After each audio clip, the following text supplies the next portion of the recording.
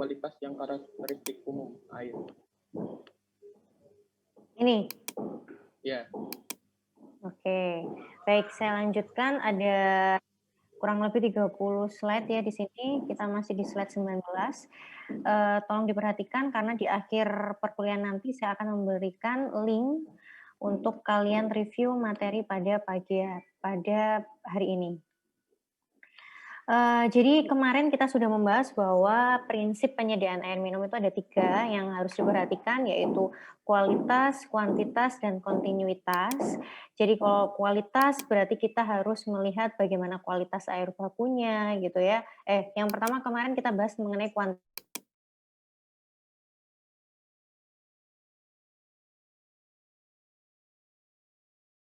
air yang dibutuhkan oleh suatu wilayah tersebut, sedangkan supply itu berarti adalah pasokan air di mana itu yang akan mempersiapkan adalah kita selaku ahli di dalam pengolahan air. Jadi kuantitas itu dilihat dari demand dan supply-nya harus memenuhi dari kebutuhannya. Kemudian yang kedua yaitu kualitas air. Kualitas air ini karakteristik umum air yang layak dikonsumsi adalah tentunya yang pertama bebas dari organisme patogen karena diminum ya, karena kalau misalkan organisme patogen itu adalah organisme yang bisa menyebabkan penyakit atau memberikan dampak negatif. Nah, jadi apa yang masuk ke dalam tubuh kita diusahakan bebas dari organisme patogen. Kemudian yang kedua mempunyai kandungan bahan toksik akut yang rendah. Bahan toksik itu bisa logam berat di sini ya. Jadi logam berat seperti kadmium, kemudian timbal, kemudian krom itu harus sangat sedikit sekali. Memang tidak bisa mengenolkan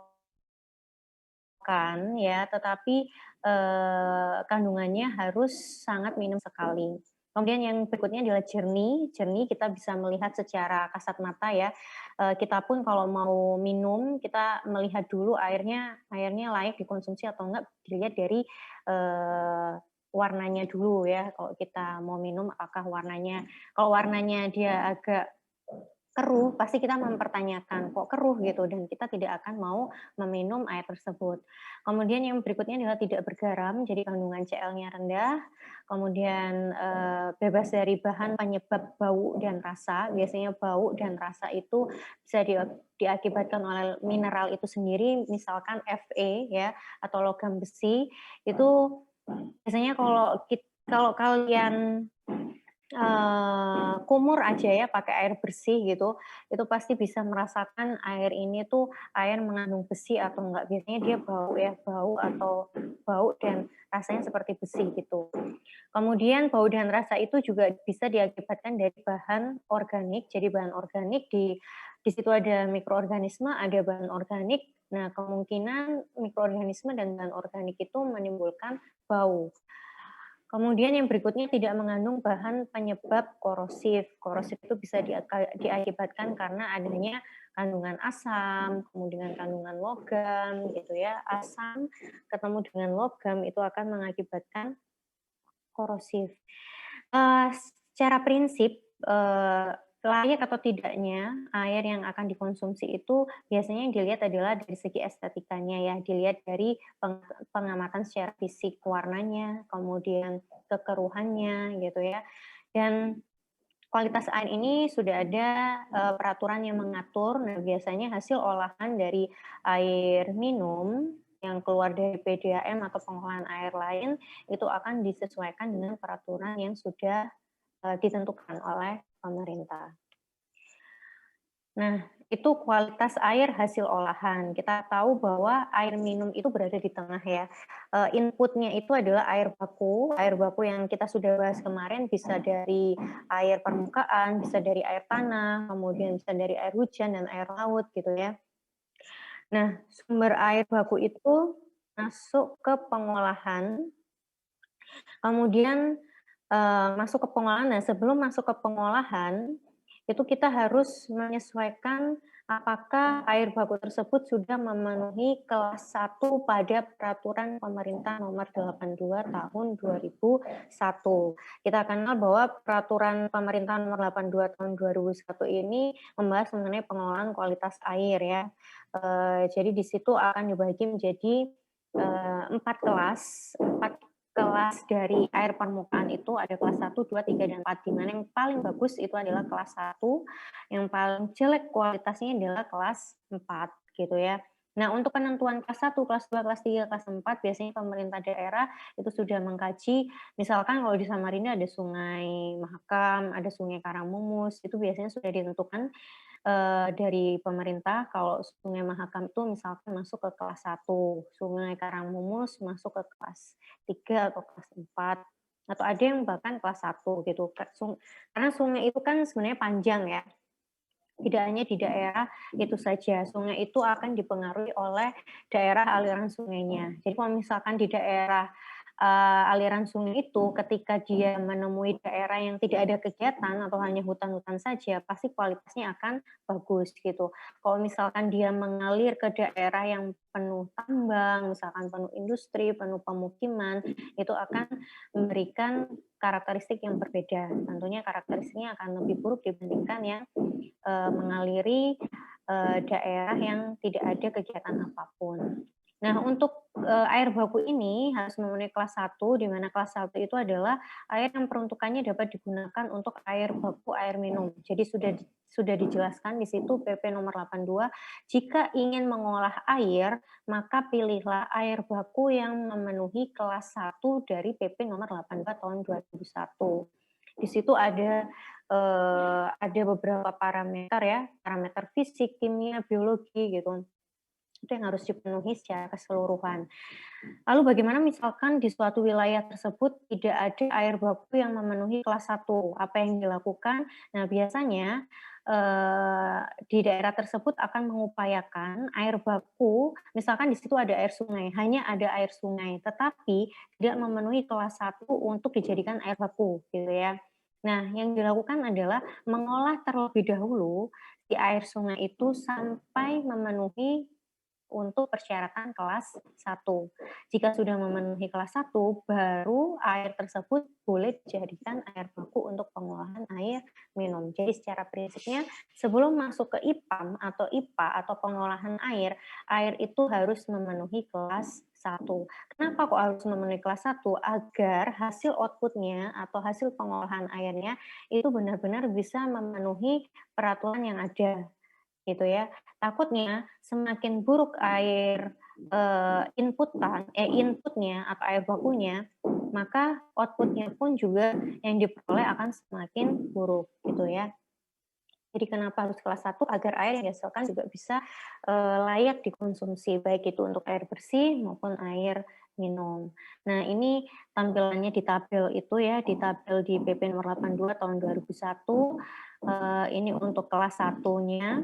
Jadi ada parameter fisiknya, kemudian parameter kimia. Kimia nanti dibagi menjadi 2 ya, kimia anorganik. Kimia organik gitu ya. Kemudian ada radioaktivitas dan mikrobiologi. Gitu. Nah, nanti coba dilihat kelas 1, 2, 3, 4 itu pasti persyaratannya berbeda gitu ya. Persyaratannya akan berbeda. Nah, ada yang masih ingat nggak? Kira-kira kelas 2 itu peruntukannya untuk apa? Kelas 3 untuk apa? Kelas 4 untuk apa? Ada yang ingat nggak? Randy, bisa pilih temannya satu, Randy? Ya, Bu. Rahma. Pilih temannya salah satu. Rahma, silakan Rahma. Rahma, muncul dulu boleh? Iya, Bu. Ya. Rahma, masih ingat nggak? Kelas 2 itu untuk apa? Kelas 3 untuk apa? Kelas 4 untuk apa? Kalau menurut saya, Bu, untuk kelas 1 itu kan khusus untuk air minum dan air bersih. Kalau kelas 2 itu bisa untuk air bersih, tapi belum cocok untuk dijadikan sebagai air minum. Terus untuk kelas 3 itu bisa dipakai buat penyiraman tanaman, terus memberi makan dan ternak. terus untuk kolam ikan dan sebagainya, Bu. Terus untuk kelas 4 juga hampir mirip dengan kelas 3, namun dia lebih buruk daripada kelas 3, Bu. Oke, ya baik, terima kasih Rahma. Jadi acuannya tetap di PP nomor 82 tahun 2001. Di situ dijelaskan peruntukannya ya. Kelas 1 jelas air baku untuk air minum. Kelas 2 boleh nggak dijadikan air baku untuk air bersih? Enggak ya. Jadi air baku untuk air minum, air baku untuk air bersih itu sama harus kelas 1. Karena prinsipnya itu kita mengolah air sebenarnya untuk diminum. Tetapi kenapa tidak bisa diminum? Itu tadi karena mungkin kualitasnya sudah menurun sehingga walaupun sudah memenuhi kelas 1, output-nya ini masih belum memenuhi persyaratan kualitas air minum. Atau air minum itu sendiri dari PDAM ketika dialirkan menuju ke masyarakat, menuju ke konsumen, itu melewati pipa-pipa yang sudah dibangun berpuluh-puluh tahun yang lalu. Sehingga ketika dia dialirkan dari PDAM menuju ke rumah, itu juga akan menurunkan kualitas air sehingga ketika di rumah kita tidak bisa meminumnya lagi. Gitu ya. Jadi kelas 2 boleh nggak untuk air baku air bersih? Tetap. Untuk air baku air minum atau air bersih menggunakan kelas 1 gitu ya. Kelas 2 itu sudah tidak bisa digunakan untuk air baku, biasanya untuk prasarana dan sarana olahraga air, kemudian untuk apalagi ya, untuk budidaya ikan, kemudian untuk pengairan gitu.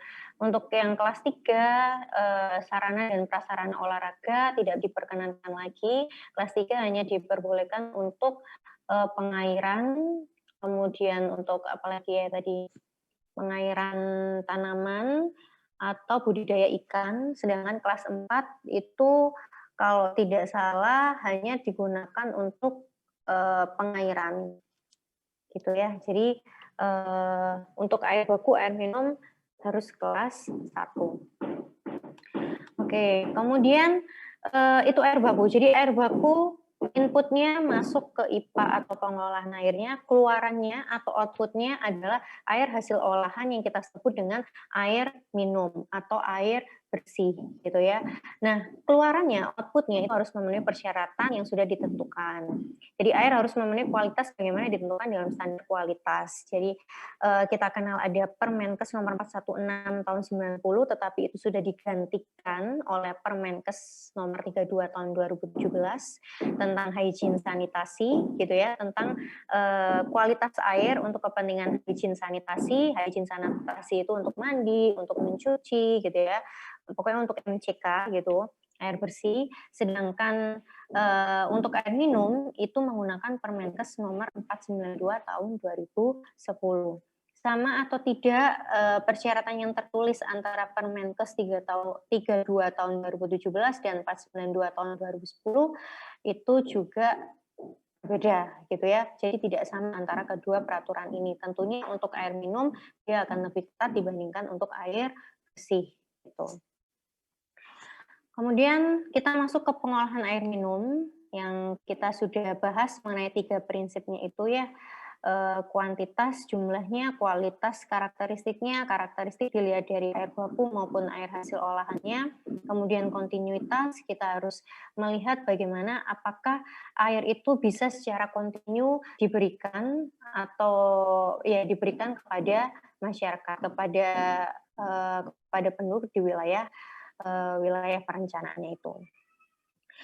Nah, untuk pengolahan air minum sendiri, jadi pengolahan air minum ini sangat tergantung pada karakteristik air baku yang akan diolah. Jadi kita tahu, apalagi kalau misalkan kita di suatu kota, itu pasti kita menggunakan air bakunya adalah air sungai, gitu ya.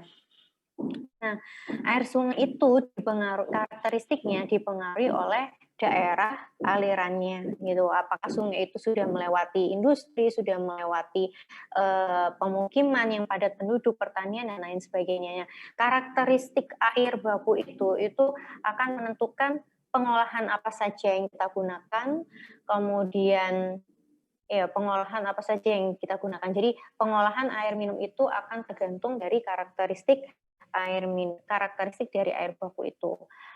Nah, tujuan pengolahan air minum ini yang pertama adalah mendapatkan air yang aman dikonsumsi, itu jelas. Kemudian mendapatkan air yang diterima masyarakat, biasanya yang diterima masyarakat itu dilihat secara estetikanya ya, apakah secara fisik itu layak dikonsumsi atau tidak. Sedangkan yang aman dikonsumsi itu biasanya dicek secara laboratorium, apa kandungannya, apakah sudah memenuhi Permenkes 492 tadi. Kemudian yang ketiga yaitu mendapatkan air dengan fasilitas yang dibangun dan dioperasikan dengan biaya. Lagi-lagi masyarakat itu akan mempertimbangkan berapa biaya yang harus dibayarkan gitu ya. Jadi tujuan pengolahan air minum yang aman dikonsumsi, yang bisa diterima, dan dengan biaya yang reasonable. Kemudian kita lanjut, nah pengolahan air minum, ini kalau tidak salah saya sudah berikan juga di dasar teknik lingkungan ya, ada 3 tahapan pengolahan air, yaitu preliminary treatment, secondary treatment, dan advanced treatment, tetapi ada beberapa buku yang membaginya menjadi 4 ya, preliminary, primary, secondary, dan advanced treatment gitu. Nah, tahapan ini itu tergantung pada polutan apa yang akan dihilangkan di tiap tahapan itu. Kenapa dibeda-bedakan? Karena setiap tahapan itu memiliki tujuan yang berbeda-beda. Seperti halnya ini yang dibedakan menjadi 3 tahapan ya, preliminary, secondary, dan advanced treatment. Untuk preliminary, prinsipnya pengolahan itu akan diawali dengan penyisihan polutan yang berukuran besar menuju ke kecil gitu ya. Jadi prinsip dari pengolahan air minum adalah menyisihkan polutan dari airnya itu sendiri gitu.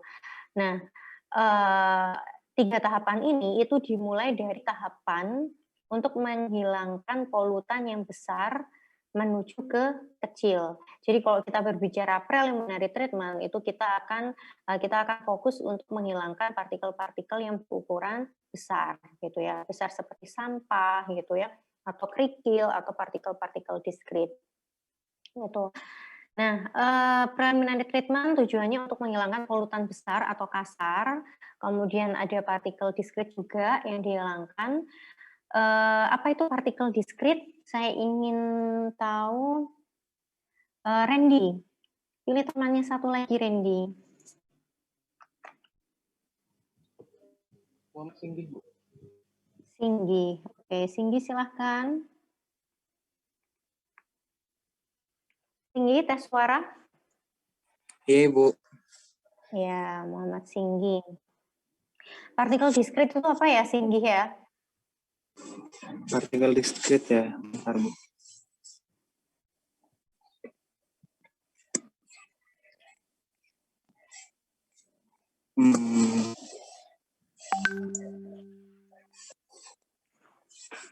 Ya, partikel diskrit adalah partikel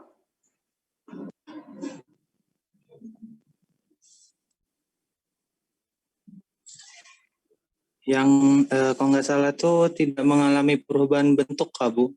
Berat maupun mengendap gitu, Bu. Iya, Kak. Setahu saya itu, Bu. Iya, benar itu ya. Tapi kurang ini aja. Kurang lengkap aja. Jadi partikel yang tidak mengalami perubahan bentuk dan ukuran ketika mengendap. Gitu ya. Oke, terima kasih Singgi. Jadi partikel diskrit itu tadi ya karakteristiknya. Jadi dia itu mudah mengendap. Partikelnya itu masih berukuran yang besar.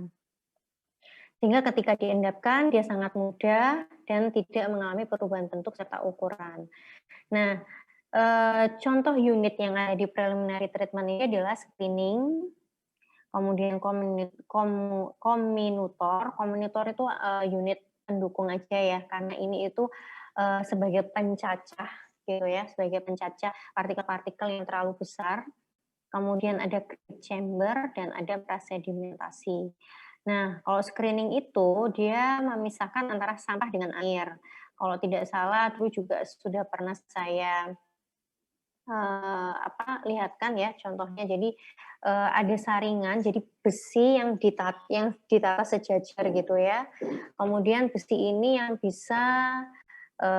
bisa menahan sampah agar tidak bisa masuk ke dalam aliran air, aliran intake ya. Biasanya screening ini itu akan diberikan ketika air menuju intake. Jadi ketika masuk ke intake ada saringan, saringannya seperti ini ya. Jadi ada besi-besi yang dijejarkan, sampahnya akan tertahan di sini, sedangkan airnya terus mengalir. Kemudian grid chamber itu ya unit ya seperti kolam. Dia tujuannya untuk memisahkan kerikil dengan air. Gimana air dan kerikil bisa terpisah? Itu sangat mudah sekali ya. Jadi airnya hanya didiamkan begitu saja, kerikil pun akan otomatis turun ke bawah atau terendapkan ke bawah. Gitu. Jadi nanti yang di bawah itu dibersihkan sendiri, yang air itu di atas itu bisa langsung dialirkan menuju ke unit yang lain karena sudah terpisah dengan grid sudah terpisah dengan grid atau kerikilnya. Kemudian yang berikutnya adalah prasedimentasi, juga sistemnya sama dengan grid chamber, jadi suatu unit bisa bentuknya kotak, bisa bentuknya silinder gitu ya.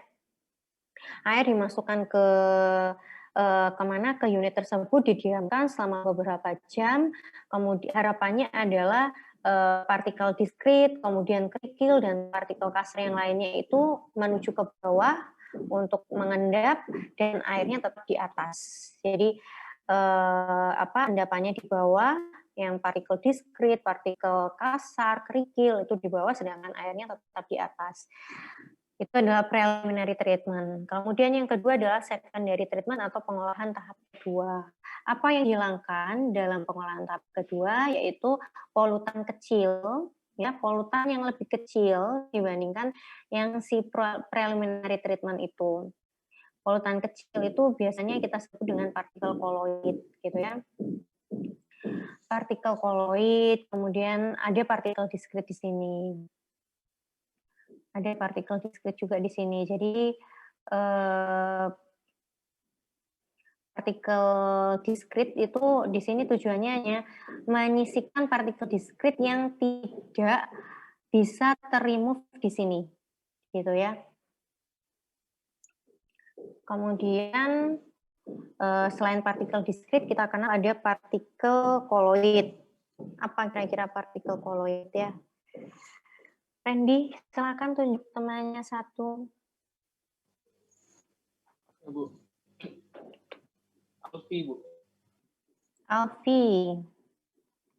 Alfi, tes suara Alfi.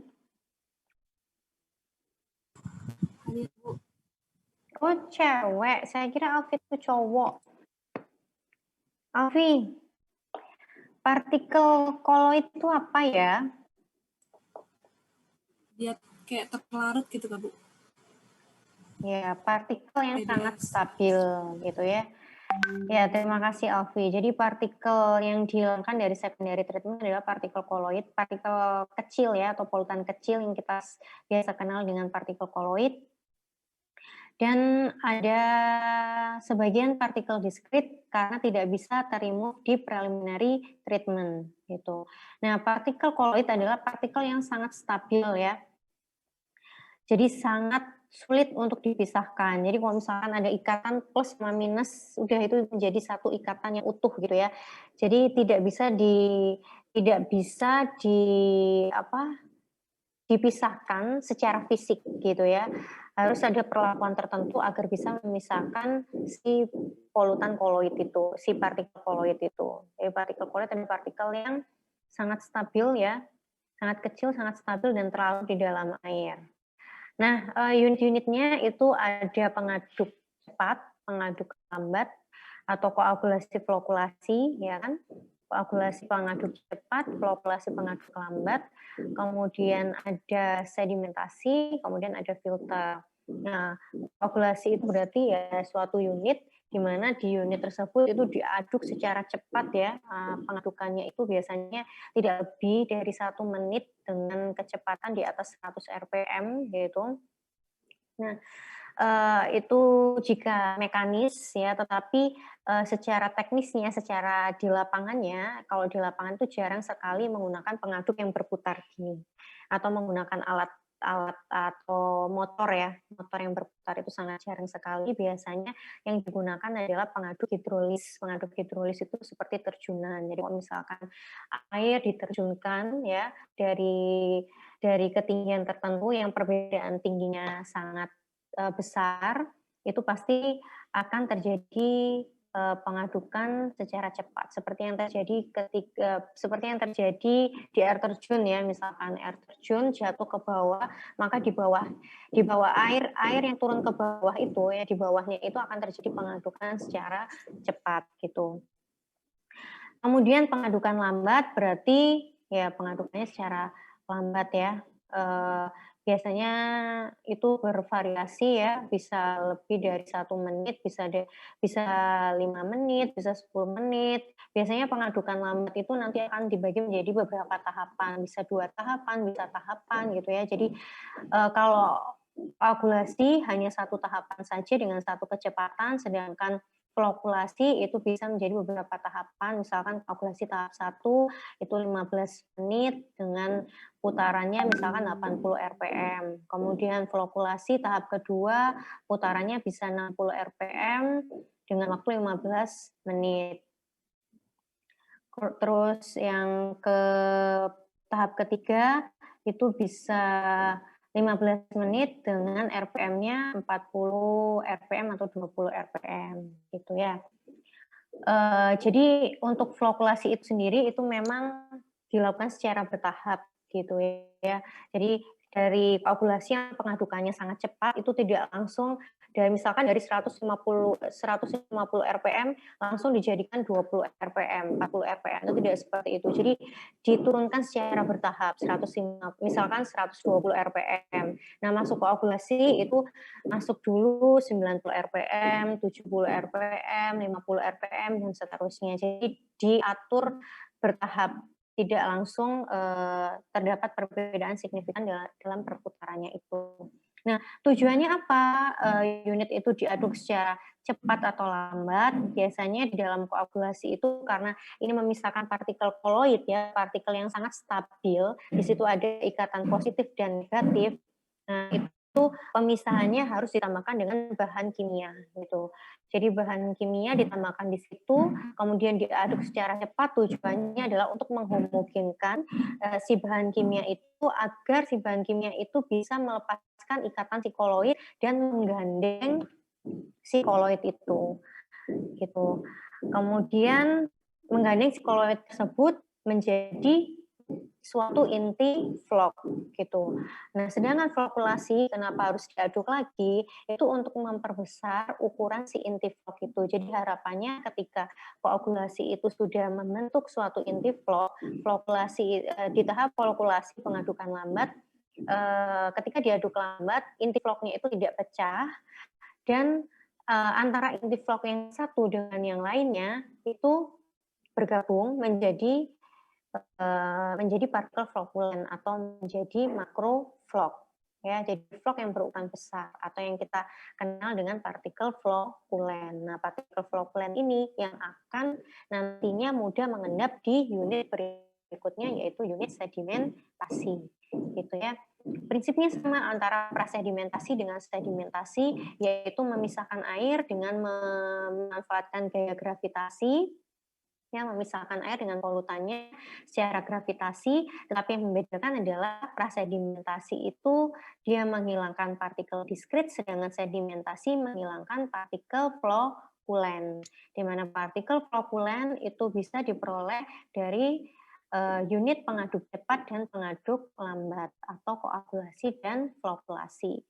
Kita juga mengenal prasedimentasi itu biasanya disebut dengan sedimentasi 1, sedangkan yang di secondary treatment ini sedimentasi 2, gitu ya.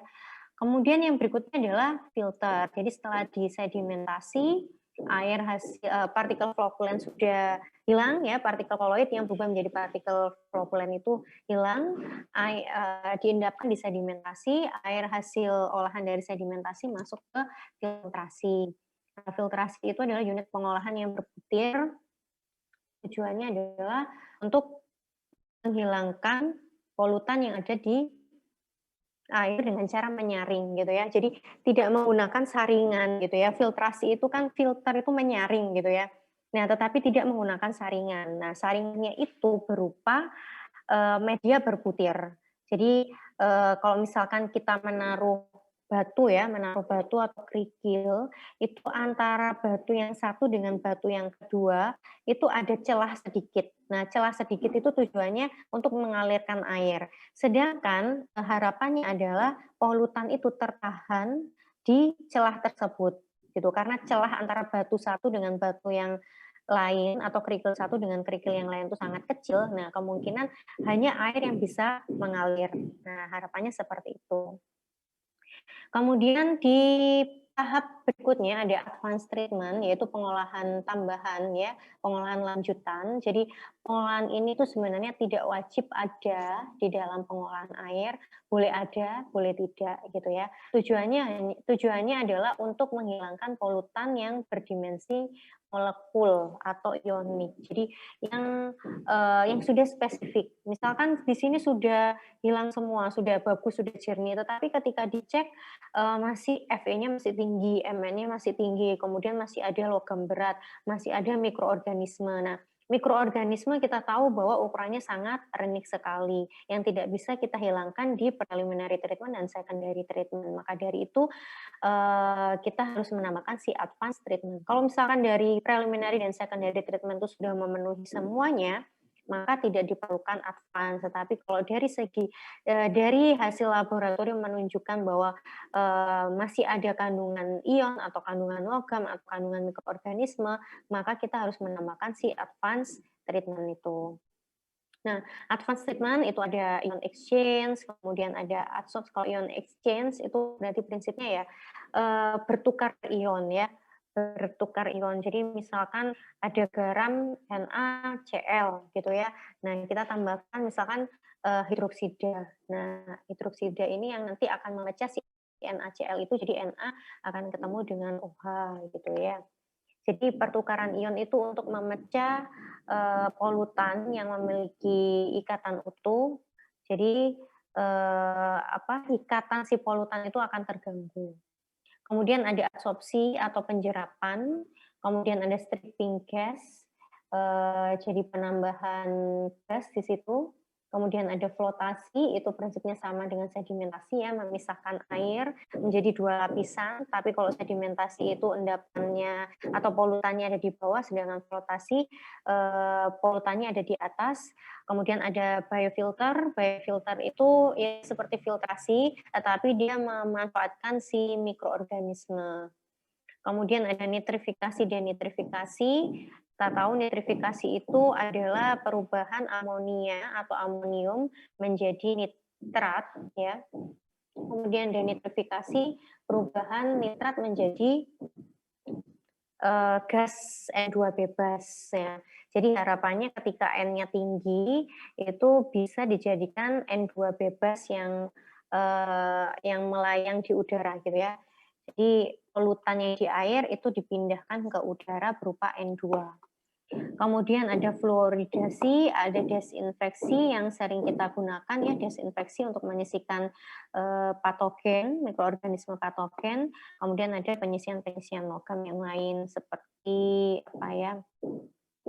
aerasi bisa gitu ya. Kemudian penambahan asam, basa, tetapi itu juga harus dikontrol oleh nilai pH-nya. Kemudian di sini ada banyak sekali ya. Kalau tidak salah semester 4 sudah mengambil unit operasi dan satuan operasi dan satuan proses ya. Itu adalah inti dari mata kuliah PAM 1, PAM 1, PAL 1, kemudian PAM 2, PAL 2 gitu ya. Jadi inti dari mata kuliah pengolahan air minum dan pengolahan air limbah itu ada di SO dan SP gitu. Kalau nilai SO kalian sama SP kalian bagus, pasti PAM-nya juga akan bagus nanti ya. Di sini ada dua jenis unit operasi dan unit proses. Biasanya unit operasi itu identik dengan pengolahan secara fisik ya, tanpa ada tanpa ada reaksi-reaksi kimia di situ, sedangkan unit proses itu biasanya ada reaksi kimia di situ ya, atau merupakan unit yang termasuk di dalam pengolahan fisik dan kimia. Yang pertama ya trash rack, yaitu terdapat pada pintu intake untuk menghilangkan sampah dan benda terapung. Ada saringan kasar, biasanya trash rack sama saringan kasar atau screen itu jadi satu ya. Jadi screen itu untuk memisahkan air, sedangkan trash rack-nya itu untuk mengumpulkan si sampah itu. Kemudian ada strainer ya, strainer untuk menghilangkan alga dan plankton dari air baku, karena juga kalau misalkan alga sama plankton itu masuk ke dalam air baku itu juga PR sendiri dalam pengolahan air ya.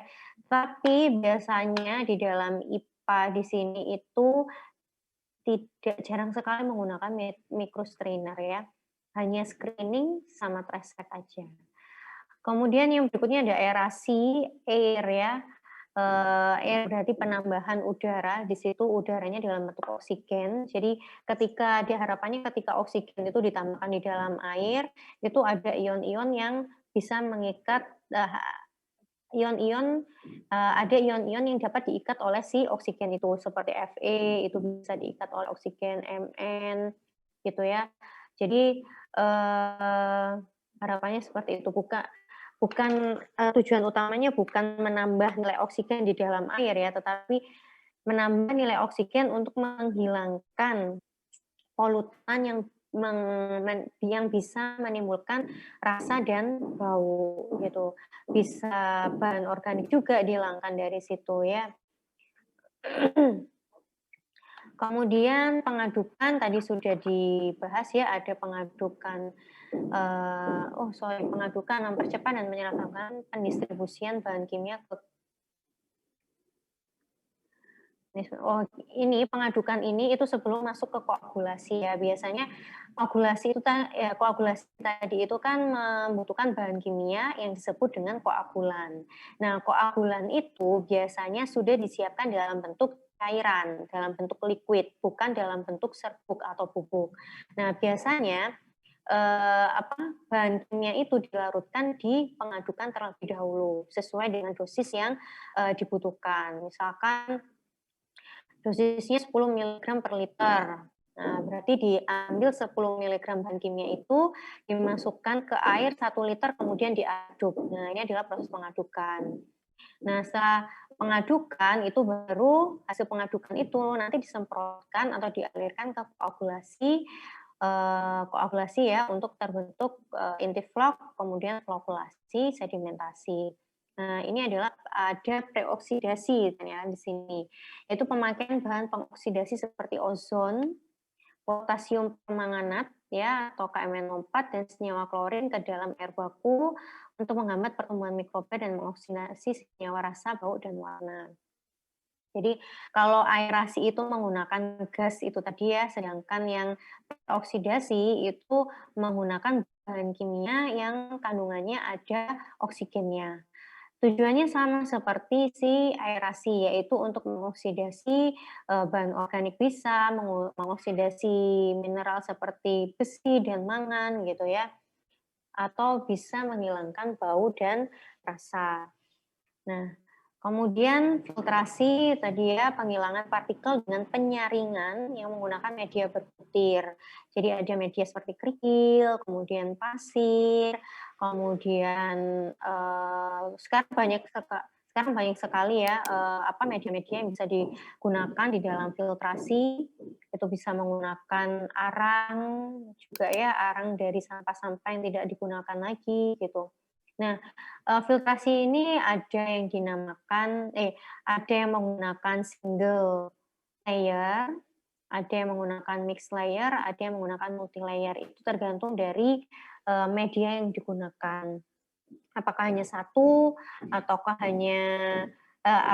ada 3 lapis, ada berlapis-lapis gitu ya. Itu nanti kita bahas di pengolahan fisik.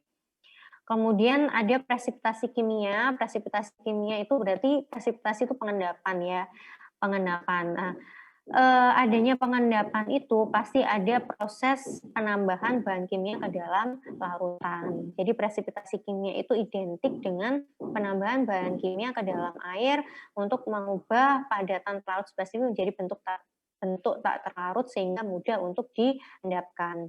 Jadi biasanya untuk menghilangkan kesadahan, kemudian besi, mangan, jadi besi, mangan, dan beberapa logam berat gitu. Kemudian kapur soda itu biasanya untuk air yang kesadarannya tinggi gitu ya. Jadi air itu ditambahkan kapur soda itu untuk menghilangkan Ca, Mg gitu ya, atau ion-ion 2+ dari air tersebut sehingga airnya nanti tidak sadar lagi atau lunak gitu ya. Kita kenal dengan pelunakan air. Kemudian ada rekarbonisasi. Rekarbonisasi ini menjaga keseimbangan kimiawi air setelah proses pelunakan air.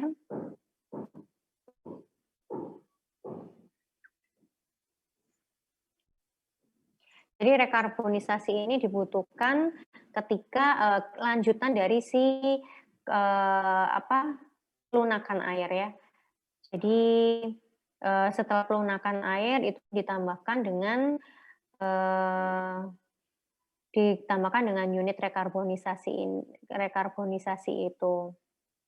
Karena kalau misalkan ditambah kapur soda ini, itu nanti pH-nya juga akan semakin basah. Nah, takutnya pH-nya akan mempengaruhi pH-nya itu akan naik, sehingga perlu ditambahkan unit tambahan yaitu rekarbonisasi. Kemudian ada adsorpsi ya, penyerapan. Yang nomor 14 ini menjadi favorit tingkat kalian untuk skripsi ya. Banyak sekali skripsi yang mengolah air dengan proses adsorpsi. Kalau dengan proses adsorpsi itu berarti langsung terpikir berarti polutan yang dihilangkan adalah polutan logam atau mineral gitu ya. Kemudian alum aktif, desinfeksi, amoniasi, fluoridasi, denitrifikasi. Denitrifikasi itu sangat jarang sekali digunakan.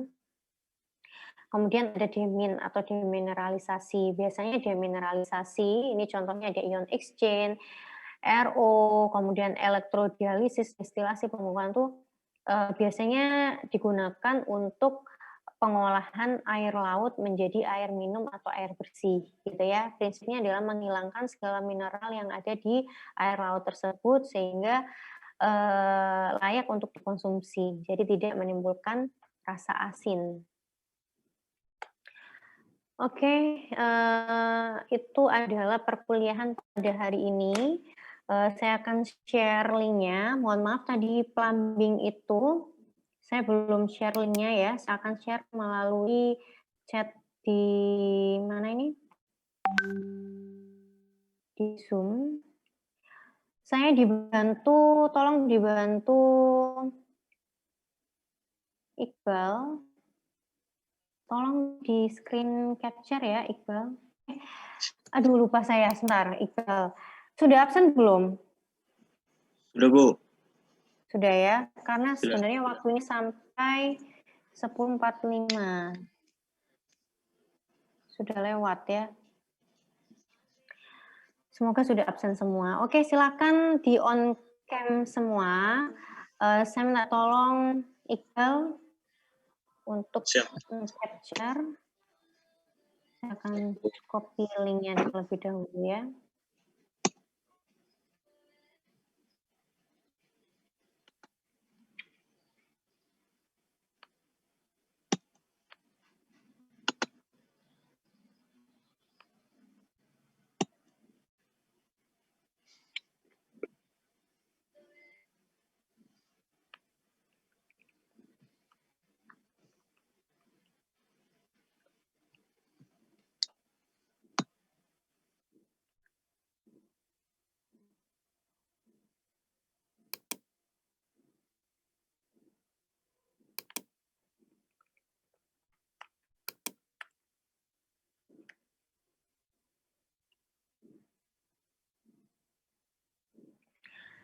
Sudah, Iqbal?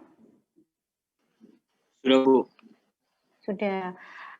Saya minta tolong siapa notulennya, Andi, bisa mereview ulang apa yang kita bicarakan pada hari ini.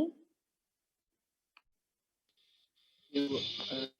Jadi kita tadi memulai pembahasan dari karakteristik umum air yang layak, di mana bebas dari patogen, kandungan toksik yang rendah, jernih, tidak bergaram, bebas penyebab bau, dan tidak keras. Lalu kita menyesuaikan air baku mutu itu dengan PP nomor 82 tahun 2001, yang selanjutnya kita akan menyesuaikan dengan 4 kelas, di mana khususnya kelas 1 yaitu air baku minum dan kebutuhan lainnya. Jadi di sini pengolahan air minum harus disesuaikan dengan kelas 1, di mana jika tidak ada air yang masuk ke kelas 1, maka pengolahan terlebih dahulu harus memenuhi yang ada di kelas 1. Lalu tadi ditampilkan juga tabel yang ada tentang kualitas kelas 1. Selanjutnya ada pembagian tujuan pengolahan air minum, yang dimana mendapatkan air yang aman dikonsumsi, yang dapat diterima masyarakat, dan sesuai dengan fasilitas yang dibangun dan dioperasikan dengan biaya yang pas untuk masyarakat. Lanjut ke pengolahan air minum, di mana kita memiliki 3 treatment, yang dimana primary treatment, yaitu kita memfokuskan pada polutan besar atau kasar atau partikel discrete, yang dimana tadi partikel tidak mengalami perubahan bentuk, ukuran maupun berat saat mengendap. Di sini kita mempunyai 4 pengolahan, yang itu screening, comminutor, drift chamber, dan transedimentasi yang sesuai fungsinya masing-masing telah dijelaskan tadi. Selanjutnya kita masuk ke secondary treatment, yang dimana fokus untuk menghilangkan polutan kecil atau partikel discrete yang masih tertinggal, di mana partikel koloid tadi ditanyakan, yaitu partikel koloid adalah stabil, sulit dipisahkan, dan tidak bisa dipisahkan, di mana terdapat koagulasi yang bisa memecahkan partikel koloid tersebut. Selanjutnya kita masuk ke sedimentasi dan filter. Lanjut ke pengolahan ketiga, yaitu fokus untuk menghilangkan polutan berdimensi molekul atau ionik, yang dimana masih memiliki logam berat atau terdapat mikroorganisme yang memiliki pengolahan pertukaran ion, absorpsi, stripping gas, flotasi, biofilter, nitrifikasi, denitrifikasi, fluoridasi, disinfeksi, dan pengisian logam. Berikutnya dijelaskan tentang unit operasi dan proses tiap-tiap pengolahan tersebut. Oke, terima kasih Randy, sangat lengkap ya catatannya ya. Saya akan memberikan link untuk review materi pertama. Silakan dikerjakan. Pukul 11.40 akan saya tutup aksesnya. Jadi silakan dikerjakan secepat mungkin. Sudah saya berikan materinya. Silakan dibaca dan diingat-ingat apa yang sudah saya bicarakan dan diisi sebelum 11.40. Bentar. Silakan dikerjakan. Dan perkuliahan pada hari ini saya rasa cukup untuk penyediaan air minum 1 ini. Kita ketemu kembali di minggu depan di jam yang sama ya, pagi pelambing, siang PAM 1. Gitu ya. Mungkin itu saja dari saya. Silakan dikerjakan ya. Mohon maaf jika ada salah kata untuk hari ini. Saya akhiri. Wassalamualaikum warahmatullahi wabarakatuh. Selamat siang. Waalaikumsalam warahmatullahi wabarakatuh. Waalaikumsalam warahmatullahi wabarakatuh. Terima kasih, Bu. Terima kasih, Bu. Ya, saya izin live ya. Terima kasih, Bu.